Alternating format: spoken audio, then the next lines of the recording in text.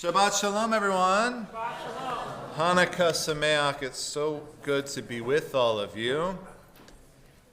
My son went to a friend's birthday party last week.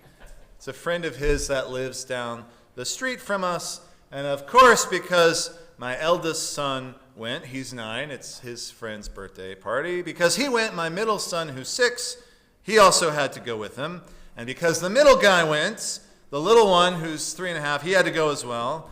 And because the little guy had to go, my wife had to go, which meant that I got to stay at home by myself, which was amazing.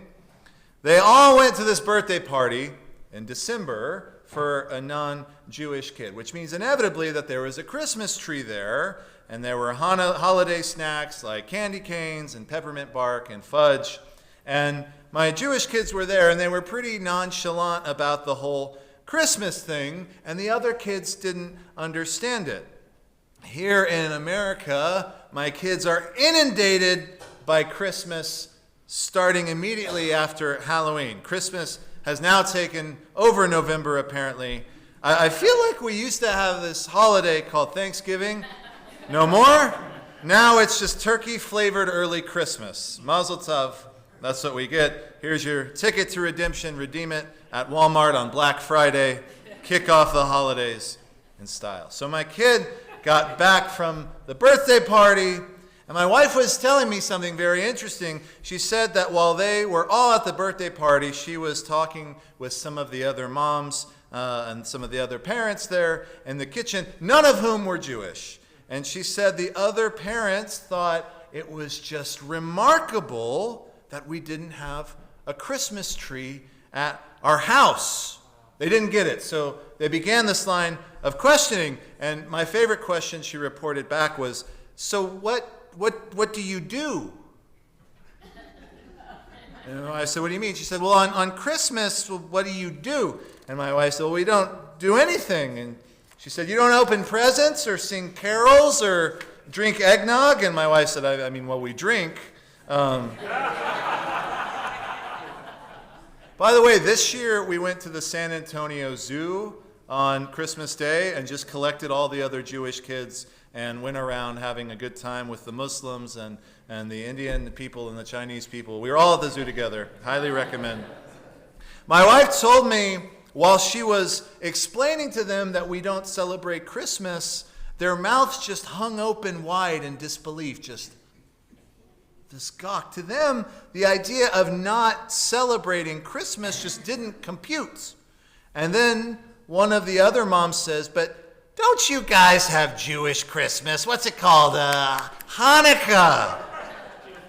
Ah, yes, Jewish Christmas. 'Tis the season. This is where you eat Chinese food and go to the movies on December 25th. But this is what non-Jews think that our ancient holiday is, which is much, much older than Christmas. Hanukkah has been celebrated for a long time, but that's what they think it is. They think it's Jewish Christmas, and it's hard to blame them. I feel like our culture has done this to ourselves.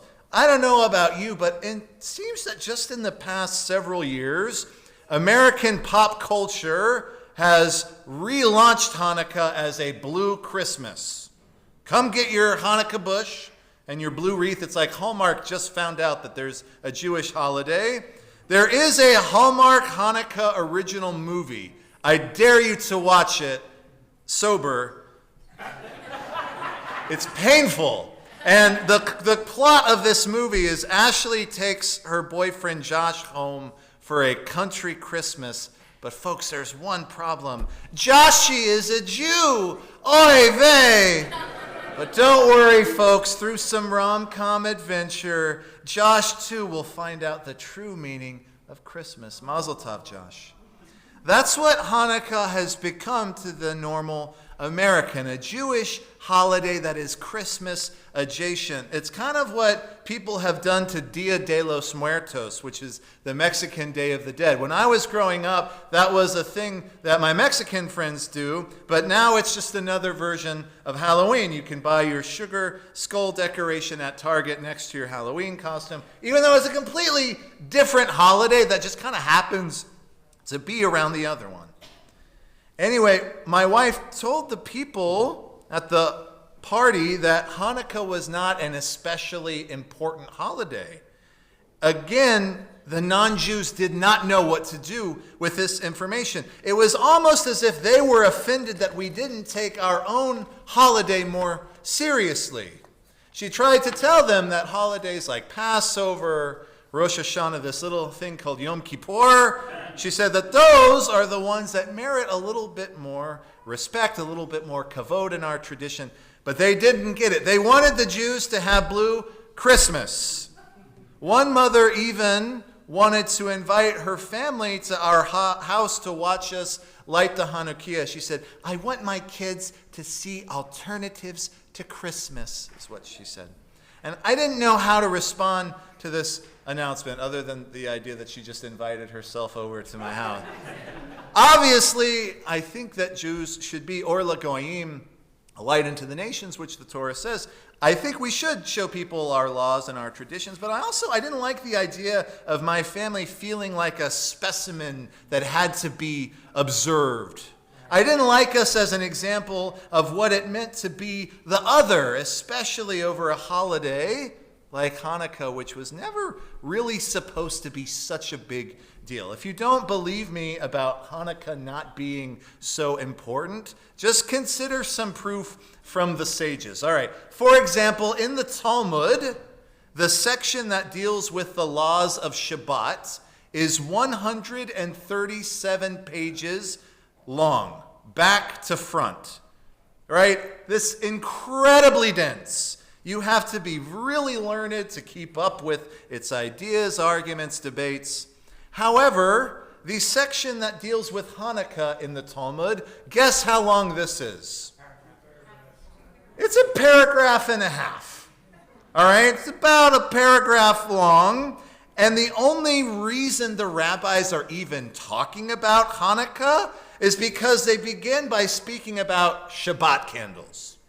It begins, the question that begins the Hanukkah section in the Talmud literally starts with, what kind of candles are you allowed to use for Shabbat? And then there's the Schlepper rabbi in the Talmud, and he basically says, I bought these cheap candles from 7-Eleven. Can I use them on Shabbat? And the rabbis say no, because if you use cheap candles on Shabbat, they'll sputter out and die. The rabbis don't want people relighting Shabbat candles and violating Shabbos. So the guy, our Schlepper rabbi, who asked the original question, he asks a follow-up question. And he goes, okay, well then what do I do with these cheap candles? And someone else, this is really what the tradition says, someone else says, use the cheap ones for Hanukkah. And that is when the conversation comes to a grinding halt, because the rabbis say, what is Hanukkah? I'm not kidding. The introduction to the paragraph in the Talmud literally says in Aramaic, my Hanukkah, what is Hanukkah? It's weird. In the actual Talmud, there is a sense that the majority of Chazal is not super familiar with what the holiday actually is. In fact, they have to re-explain it to their colleagues just so everyone involved will be on the same page. It gets worse, friends. The other day, I went to a beautiful luncheon. It was called Catholics and Jews Celebrate Hanukkah. It's very, very pretty. It's at the San Fernando Cathedral Event Center downtown. A bunch of Catholic priests come. I do my best not to make priest and a rabbi jokes while I'm there. They never quite land with the Catholics. The Jews think they're great. Fathers don't think so very much. So while we were there, Rabbi Mara Nathan of Temple Bethel, she was explaining that the books of the Maccabees, which is the story of the Maccabean revolt, which is the story of Hanukkah, those books are not in the Jewish Bible, what we call the Tanakh. Rather, the books of the Maccabees are randomly in the Catholic Bible. When she said this out loud, it made everyone really uncomfortable. The Catholics at the table were like, Rabbi, why is your story in our Bible instead of yours? And I said, well, because Hanukkah originally was kind of a minor holiday for the Jewish people. I feel like, I mentioned earlier, Hanukkah has been Blue Christmased. It has become more of a thing. This Shabbat tomorrow we'll read Parshat Miketz. It's all about how Joseph interprets Pharaoh's dreams, becomes the second in command of all of Egypt, and he saves millions of Egyptians from famine. And yet in 3 weeks, when we read the book of Shemot, the Parsha begins by saying, the new Pharaoh doesn't remember Joseph or anything he did. Really?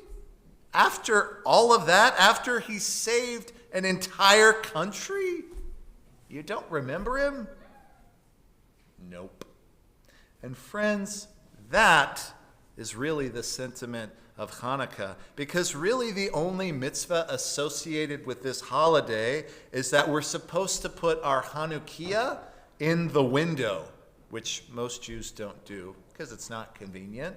But why do we put it in our window? It's supposed to be in a place where everyone can see it, a place where we can publicize the miracle, persume Nisa. Why? Because our tradition recognizes that people forget stuff.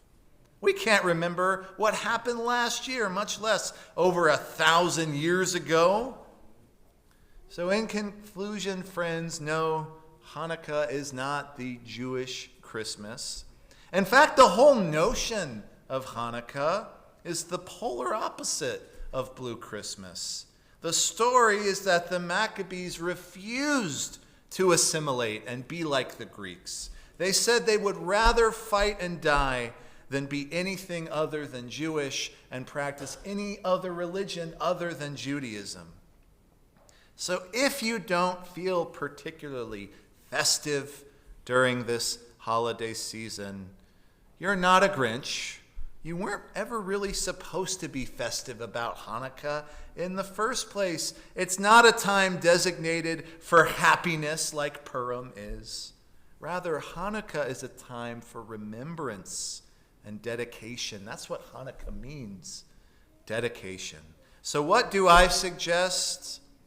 Dedicate time to your family. Dedicate time to your faith and your tradition. Eat donuts. We have a couple more days until New Year's resolutions. Eat donuts and latkes, spin dreidels, give gifts, but don't compare our holiday to Christmas. It's an entirely different thing. Let them have their reindeers and their elves. We'll have our Torah and our ancestors. And if that leaves our non-Jewish friends confused, so be it. Perhaps they'll share the same sentiment that Elvis Presley one did. I'll have a blue Christmas without you. Shabbat Shalom.